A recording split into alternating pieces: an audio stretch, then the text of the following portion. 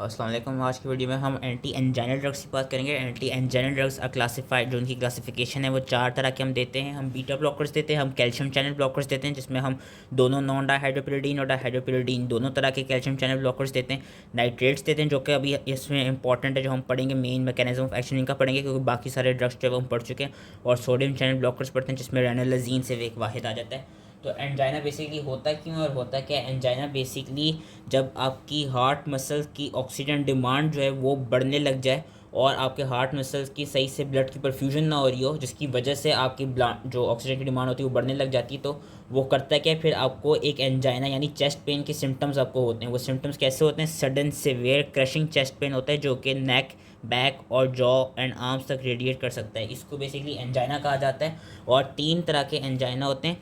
एक होता है स्टेबल, जिसके और नाम क्या है? एफर्ट इंड्यूस्ड, क्लासिकल या टिपिकल एंजाइना।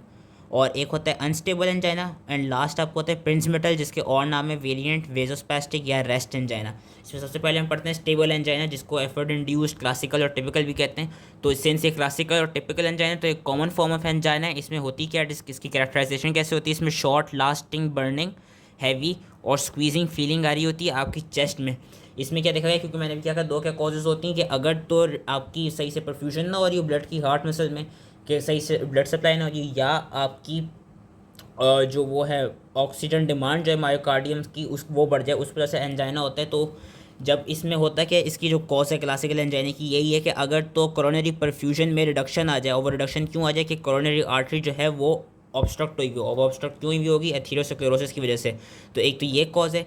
बाकी इंक्रीज मायोकार्डियल ऑक्सीजन डिमांड ही कॉज है। उसकी डिमांड, इसकी कॉज ये है कि अगर जो बंदा है वो ज़्यादा एक्सर्शन कर रहा हो, फिजिकल एक्टिविटी कर रहा हो, एक्साइटमेंट में आ गया हो, या उसको इमोशनल हो गया, तो उससे भी क्या कहते हैं, उसको एंजाइना लाइक सिम्टम्स आ सकते हैं। और सिंस ये फिजिकल एक्टिविटी करने से भी ये इस तरह का एंजाइना आपका क्या कहते हैं आपको प्रेजेंट कर सकते हैं, इसलिए इस तरह के एंजाइना को एफर्ट इंड्यूस्ड एंजाइना भी कहते हैं। कि जैसे आप फिजिकल एक्टिविटी के करेंगे तो उससे आपका एंजाइना लाइक सिम्टम्स आने लग जाएंगे। जो ये वाली तरह का एंजाइना होता है बेसिकली ये ट्रीट कैसे हो सकता है? अगर आप इसमें रेस्ट दें और नाइट्रोग्लिसरीन प्रोवाइड कर दें तो इसके जो सिम्टम्स हैं वो ईजिली रिलीफ हो जाएंगे।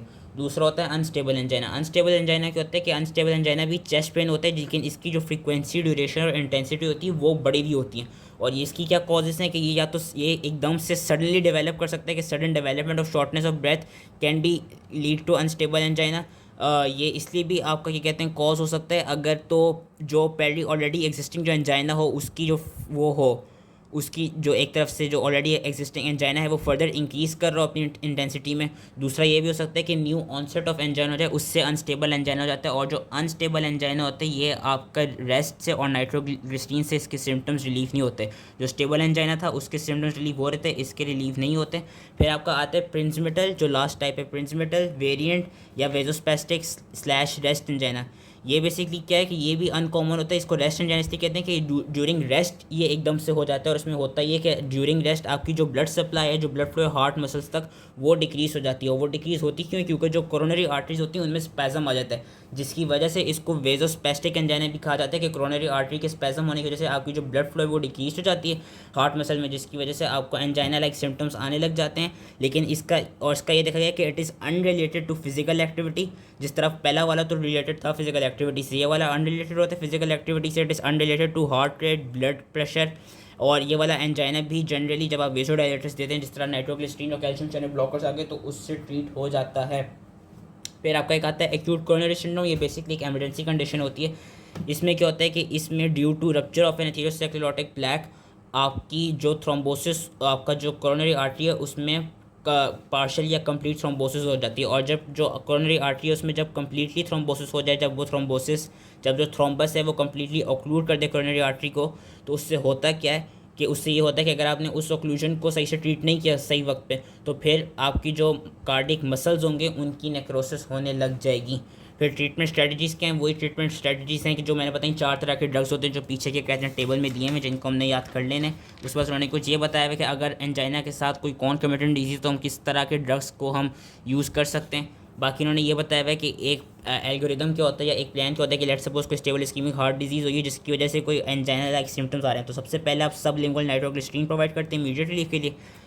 देन आप उस पेशेंट को बीटा ब्लॉकर दे देते हैं, और अगर इससे आपके सिम्टम्स रिलीव ना हो फिर आप उसको लॉन्ग एक्टिंग नाइट्रेट या कैल्शियम चैनल ब्लॉकर देते हैं, और अगर इससे भी ना हो देन आप इसमें रेनोलाजीन आपके कहते हैं अपने पेशेंट को वो प्रिस्क्राइब करते हैं।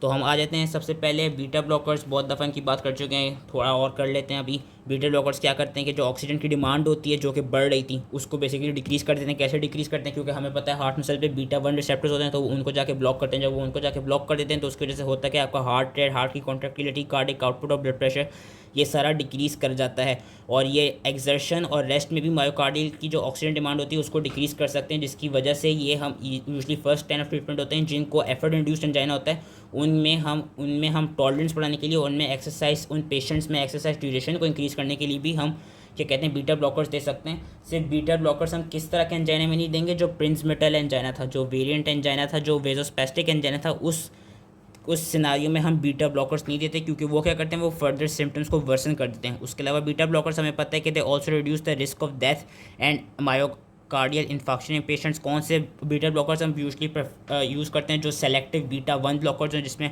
मेट्रोप्रोलोल और एटीनोलोल आ जाता है। नॉन सेलेक्टिव को हम ज़्यादातर यूज़ क्यों नहीं करते? नॉन सेलेक्टिव को इसलिए नहीं यूज़ करते क्योंकि जो बीटा 2 होंगे वो एक तो वो होंगे जो एस्मा के पेशेंट्स होंगे उनमें कॉन्ट्राइंडिकेटेड होंगे। दूसरा क्या होता है कि हमने बीटा ब्लॉकर्स कब नहीं देने होते हैं? अगर किसी पेशेंट को सीवियर ब्रेडिकार्डिया हो तो उनमें नहीं देते क्योंकि ये फर्दर ब्रेडिकार्डिया कराते हैं। दूसरा, जिन पेशेंट्स में कोई भी क्रॉनिक ऑब्स्ट्रक्टिव पल्मोनरी डिजीज़ हो, जिनमें डायबिटीज़ हो या पेरिफेरल वेस्कुलर डिजीज़ हो, उनमें अगर तो आप क्लोजली मॉनिटर कर रहे हो देन बीटा ब्लॉकर्स दे सकते हैं, वरना बेहतर यही है कि उनमें भी अवॉइड किया करें। और बीटा ब्लॉकर्स में यही है कि जब आप इसकी दवा का पेशेंट को ये प्रिस्क्राइब करेंगे कि ये एकदम से नहीं ख़त्म कर देनी, ये ज़रा आहिस्ता आहिस्ता क्या कहते हैं इस दवा की डोज कम करनी, क्योंकि अगर हम एकदम से इसको ख़त्म कर देंगे तो it will lead to rebound angina. फिर आप कहते हैं कैल्शियम चैनल ब्लॉकर्स।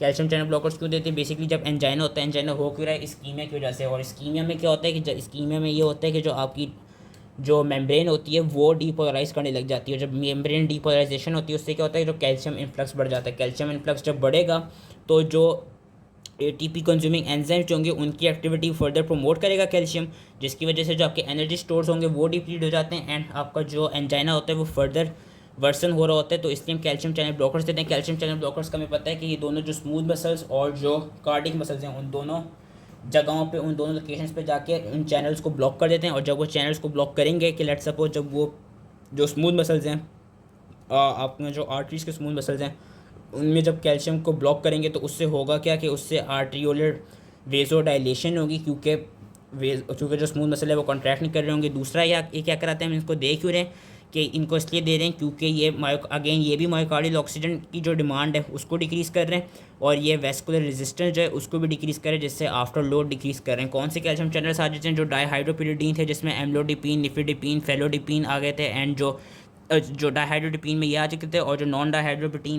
डाईहाइड्रोपिरिडीन थे उसमें आपके डिलिटेज़म और वेरापेमल आ गए थे जो हमने पिछली वीडियोस में पढ़े थे। इसमें बस ये देखा गया कि एम्लोडिपिन ज़रा ज़्यादा यूज़फुल होता है in the treatment of variant angina. Variant angina कौन सा होता था? जो कि वेजोस्पेस्टिक, जिसको प्रिंस मेटल एंजाइना कहते थे।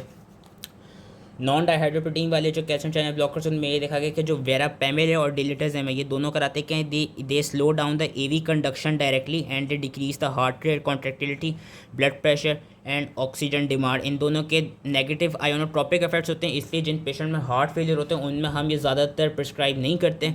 बाकी यही है कि डिलिटेज़म भी it can also relieve coronary artery spasm and particularly useful in patients with variant angina. Variant angina वही वाला है जो प्रिंस मेटल था जो कि वेजोस्पेस्टिक था। अब हम आते हैं ऑर्गेनिक नाइट्रेट्स में, जो कि हम बेसिकली नए ड्रग पढ़ रहे हैं। इसमें ऑर्गेनिक नाइट्रेट्स में आपके कौन से आते हैं? Nitroglycerin, isosorbide dinitrate.